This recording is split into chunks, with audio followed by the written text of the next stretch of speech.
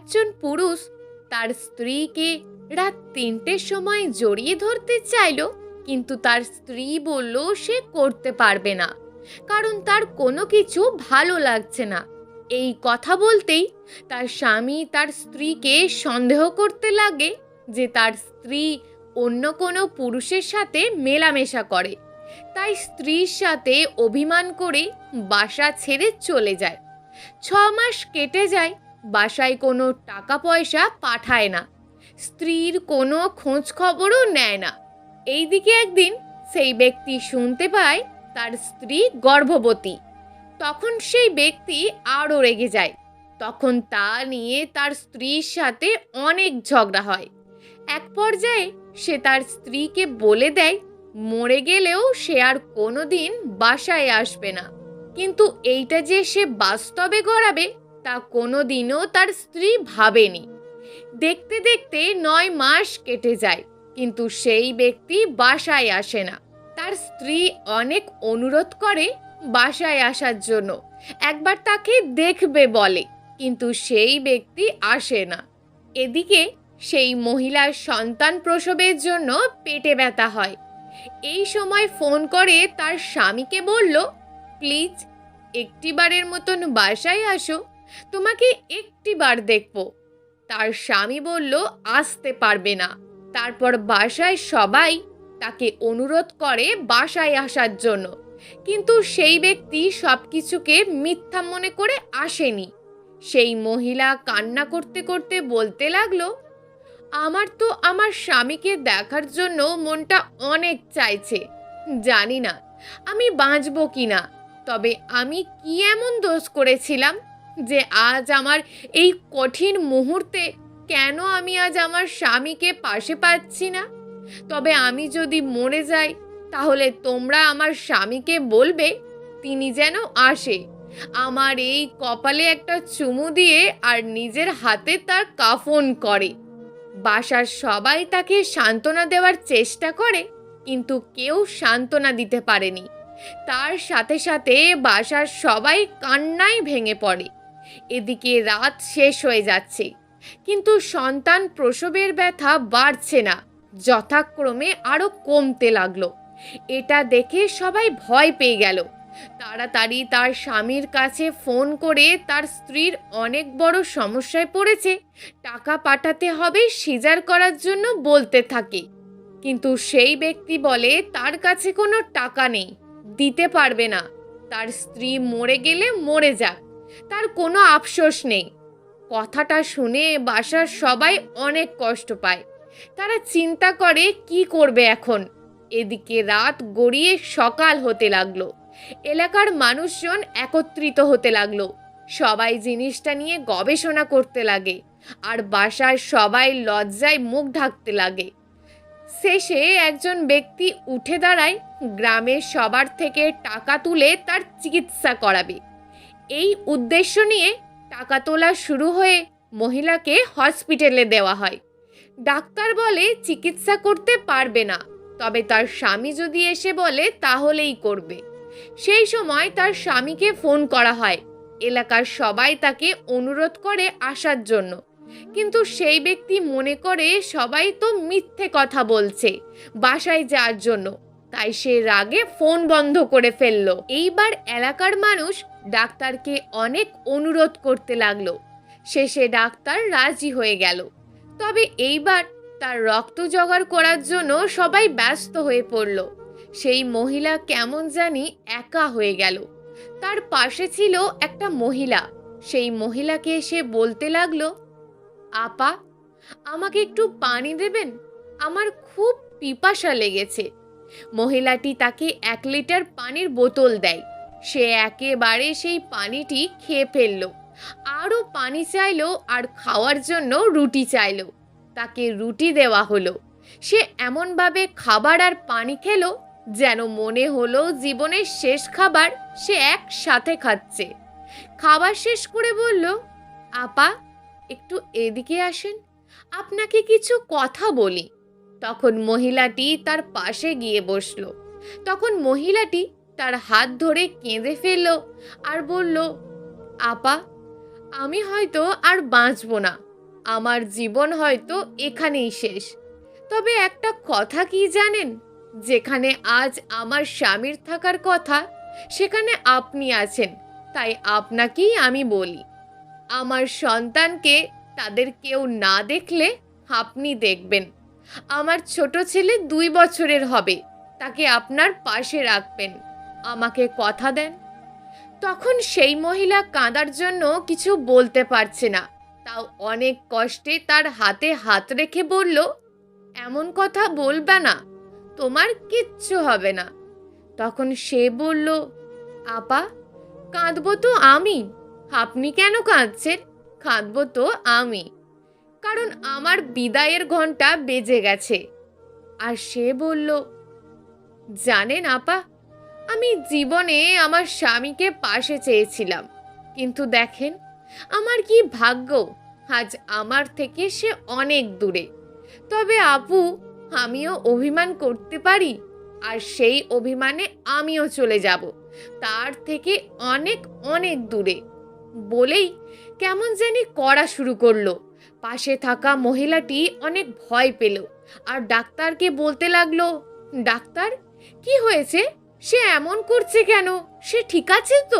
তখন মহিলাটির মানে হুমাইয়া খাতুনের কথা শুনে ডাক্তার কোনো কথা বলছে না, শুধু চোখ দিয়ে পানি পড়ছে আর করুণ দৃষ্টিতে মহিলাটি মানে জরিনা খাতুনের দিকে তাকিয়ে রইল। হঠাৎ জরিনা খাতুনের বড় ছেলে এসে ডাক্তারকে বলল, ডাক্তার সাহেব, আমার রক্তের সাথে মায়ের রক্ত মিলেছে, সো আমি রক্ত দেব, তাও আমার মাকে বাঁচান প্লিজ। ডাক্তার জরিনা খাতুনের বড় ছেলেকে জড়িয়ে ধরে কান্না করে দিল। তারপর সেখান থেকে চোখের জল মুছতে মুছতে সেখান থেকে চলে গেল। এটা দেখে হসপিটালের সবাই অবাক হলো। তখন ডাক্তারের পিছন পিছন একটা নার্স গিয়ে বলে, আপনি রোগীকে এইভাবে ফেলে রেখে কেন আসছেন? তখন ডাক্তার বলল, সেখানে যদি আমি আর এক মুহূর্ত থাকতাম তাহলে দম বন্ধ হয়ে মারা যেতাম, কারণ আজ যেই রুগী আসছে তিনি আর কেউ না, আমার থেকে হারিয়ে যাওয়া সেই ভালোবাসার মানুষ। এই বলে একটা চিৎকার দিয়ে উঠল। তখন নার্সটা বলল, তাহলে তা তো খুশির সংবাদ, আপনার খুশি হওয়ার কথা। এতদিন পর আপনার সেই ভালোবাসার মানুষকে খুঁজে পেলেন। ডাক্তার বলল, তাকে খুঁজে পেয়েছি সেটার জন্য খুশিই হয়েছি, তবে আজ আমার হাতে তার মৃত্যু হবে এটার জন্য আমি এমন করছি। বলেই নিজের মাথা চেপে ধরল আর বলল, যাকে এক নজর দেখার জন্য কত কি যে করেছি তা জানা নেই, আজ যখন তাকে দেখতে পেলাম তাও মৃত্যুর মুখে দাঁড়ানো অবস্থায়। তখন নার্সটি বলল, কি হয়েছে তার, আর আপনি কিভাবে জানলেন যে আজ তার মৃত্যু হবে, তাও আপনার হাতে? তখন ডাক্তার বলল, তুমি রোগীর দিকে ভালোভাবে তাকিয়ে লক্ষ্য করেছো? নার্স বলল, হ্যাঁ করেছি।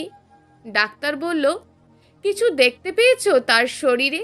নার্স বলে উঠল, না, কিছুই দেখতে পাইনি আমি। তখন ডাক্তার একটু হাসি দিয়ে বলল, কি করে দেখতে পাবে, তুমি তো নার্স, ডাক্তার হলে অবশ্যই দেখতে পেতে। আচ্ছা, বেশি কথা না বাড়িয়ে রুগীকে নিয়ে চেক আপ করাও আর অপারেশনের জন্য তৈরি করো, আমি আসছি। বলেই ডাক্তার চলে গেল টয়লেটে। সেখানে গিয়ে সে অনেক কান্না করতে লাগলো। তার পুরনো স্মৃতি স্মরণ হয়ে একসাথে ঘুরতে যাওয়া, পার্কে দুজনে বসে বাদাম খাওয়া, দুজনের মিষ্টি ঝগড়া সব কিছুই মনে পড়তে লাগলো। এই সব কিছুর চাপ ডাক্তার মাথাতে নিতে পারছিল না। সে জোরে চিৎকার করতে লাগলো। হঠাৎ শুনতে পেল বাহিরে কান্নার আওয়াজ। ডাক্তার তাড়াতাড়ি টয়লেট থেকে বেরিয়ে এসে দেখে তার সেই হারিয়ে যাওয়া ভালোবাসার মানুষটি মৃত লাশ হয়ে কেবিনের ওপর শুয়ে আছে। ডাক্তার একটা চিৎকার দিয়ে লাশের মাথার কাছে গিয়ে বসে বলল, এই তুই কই গেলি? আমাকে একটা বার দেখ, আমাকে একটা বার মিষ্টিভাবে ভাইয়া বলে ডাক, আমার কানটা ধরে টান দে। আমি এতদিন তোর সাথে দেখা করি নাই, তার জন্য আমাকে শাস্তি দে। কি রে, কথা বলিস না কেন? কথা বল, অভিমান করেছিস আমার সাথে? বলে লাশের মাথা থেকে ঝাঁকুনি দিয়ে বুকের মাঝে নিয়ে চিৎকার করে বলল, কি রে, তুই কথা বলিস না কেন? কথা বল। কি রে, কি হয়েছে তোর, বল। বলেই চিৎকার করতে লাগলো। হঠাৎ ডাক্তারের কানে একটা বাচ্চার চিৎকার ভেসে আসে। অশ্রু সজল চোখে তাকিয়ে দেখে নার্সের কোলে ফুটফুটে একটা ছেলে বাচ্চা নিয়ে দাঁড়িয়ে আছে। ডাক্তার চোখ মুছতে মুছতে বলে, এই বাচ্চাটা কার? তখন নার্স বলে, জরিনা খাতুনের সন্তান। একজন প্রসব হয়েছে, বাকি দুটি সন্তান পেটে রয়ে গেছে। ডাক্তার কান্না ছেড়ে বলে, কি বলছেন আপনি এসব? নার্স বলে, হ্যাঁ স্যার, আমি ঠিকই বলছি। তখন ডাক্তার চুপ করে দাঁড়িয়ে দেখতে পেল নার্সের কোলের বাচ্চাটা হাসছে আর খেলছে। আর তার মা জরিনা খাতুনের দিকে তাকালো, দেখলো জরিনা খাতুন সেই মিষ্টি হাসিতেই আছে। তখন কোথা থেকে একটা লোক পাগলের মতন এসে লাশটাকে জড়িয়ে ধরে চিৎকার করতে লাগলো আর বলতে লাগলো, জীবনে তুই যা চেয়েছিলি আমি তোকে তাই দিয়েছি, তাও তুই কেন আমার সাথে এত অভিমান করেছিলি মা? তুই তো আমায় বলতিস, বাবা তোমাকে ছাড়া আমার এই পৃথিবী অন্ধকার, আমি তোমাকে ছাড়া এক মুহূর্ত থাকতে পারবো না। কিন্তু আজ কেন তুই আমাকে এভাবে অন্ধকারে রেখে চলে গেলি? আমি না হয় তোকে একটু শাস্তি দেওয়ার জন্য দূরে সরিয়ে রেখেছিলাম, কিন্তু তুই অভিমান করে আমাকে সারা জীবনের জন্য দূরে সরিয়ে দিলি মা। তুই তোর ভালোবাসার মানুষকে কাছে পেতে আমাদের ছেড়ে চলে এসেছিলি, কিন্তু এখন তোর সেই ভালোবাসার মানুষ কোথায় গেল? কই তোর ভালোবাসা? দেখছিস মা, দুনিয়াটা অনেক অন্ধকার, যেখানে ভালো মানুষ খুঁজে পাওয়া যায় না।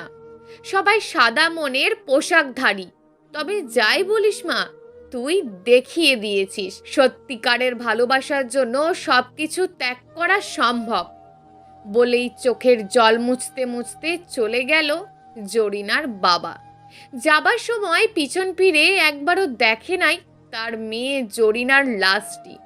তারপর জরিনাকে অ্যাম্বুলেন্সে করে বাসায় নেওয়া হলো। তখন রাত 3টা বাজে।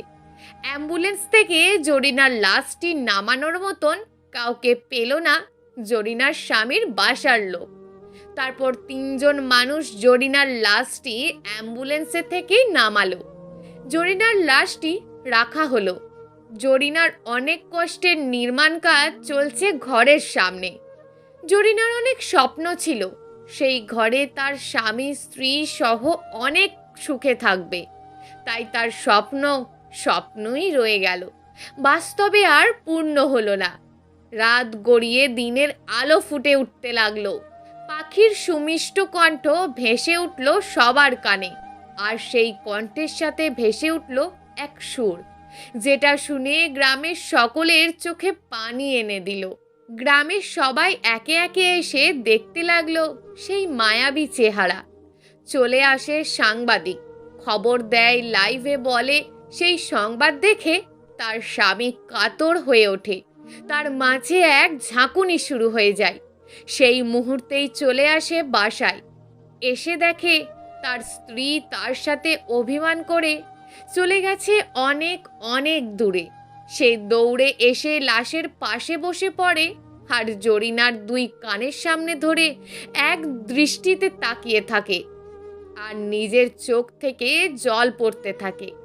নিজের চোখের সামনে ভেসে ওঠে তার পুরনো স্মৃতি। সে ভাবতে থাকে, ভালোবাসার টানে সবার থেকে সরে এসেছিল একটু ভালোবাসা পাওয়ার জন্য, তবে ভালোবাসা তো পেল না, পেয়ে গেল মিথ্যা অপবাদ। সবশেষে তার স্বামী বুঝতে পারে তার ভুল, তবে সে এখন আফসোস করে, অনেক আফসোস। বন্ধুরা, গল্পটি কেমন লাগলো তা অবশ্যই নিচে কমেন্ট করে জানাতে ভুলবেন না। আর যদি আপনাদের গল্পটি ভালো লেগে থাকে তাহলে একটি লাইক করে চ্যানেলটিকে সাবস্ক্রাইব করে রাখুন এই ধরনের নিত্য নতুন গল্পগুলি শোনার জন্য।